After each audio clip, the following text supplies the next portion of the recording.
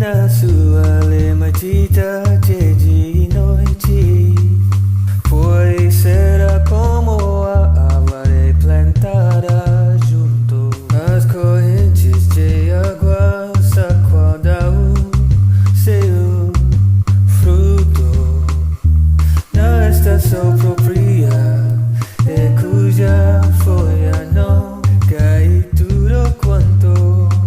fizer prosperará. Não somos ímpios, mas somos semelhantes à moinha que o vento espalha, pelo que os ímpios não subsistirão no juízo, nem os pecadores na congregação dos justos, porque o Senhor conhece o caminho dos justos, mas o caminho